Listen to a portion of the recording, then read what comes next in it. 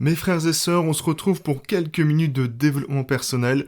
Aujourd'hui, nous allons voir ensemble quel comportement il faut avoir vis-à-vis du sommeil. Alors, premièrement, avant de se coucher, il faut faire ses ablutions. C'est un conseil du prophète, sallallahu alayhi wa sallam. Deuxièmement, il est de la sunna de se laver les dents avant de se coucher et en se levant. Le messager, sallallahu alayhi wa sallam, se lavait aussi les dents quand il se levait la nuit pour prier. Il se lavait également les dents et faisait ses ablutions avant de s'allonger de nuit comme de jour. Donc très important, les ablutions et la propreté des dents vis-à-vis du sommeil. Troisièmement, mes chers frères et sœurs, quand nous allons nous coucher pour la nuit, nous devons former l'intention de nous lever au cours de la nuit pour prier. Par rapport à ça, le prophète sallallahu alayhi wa sallam a dit « Je vous recommande de vous lever la nuit car les saints qui ont vécu avant vous avaient coutume de le faire pour se rapprocher de Dieu, se protéger du péché, expier leurs mauvaises actions et mettre leur corps à l'abri des maladies. » Donc on voit qu'il y a plusieurs bienfaits de se réveiller la nuit, mes chers frères et sœurs.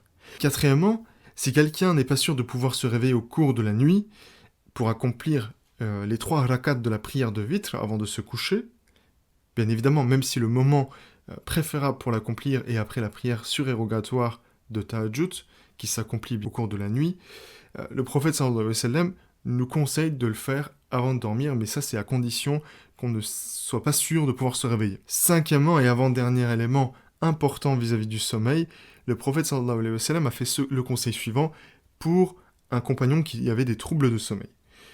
Il a conseillé à ce compagnon en question de faire la prière suivante. Ô Seigneur des 7 cieux et de tout ce qu'ils abritent. Ô Seigneur des mondes et de tout ce qu'ils contiennent.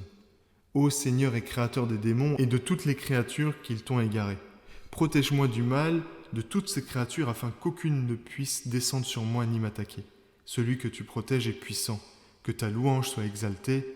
Il n'y a de divinité que toi et tu es le seul Dieu. Amen. Sixièmement et dernier élément important vis-à-vis du sommeil, mes chers frères et sœurs, au moment de s'allonger, récitez les sourates Falaq et Nas.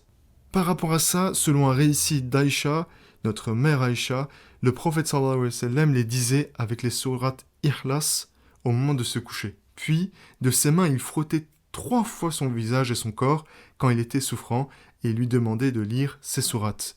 Donc mes chers frères et sœurs, voici 6 éléments et 6 comportements à avoir par rapport au sommeil. J'espère que ce sera bénéfique pour vous. Je vous dis à très bientôt.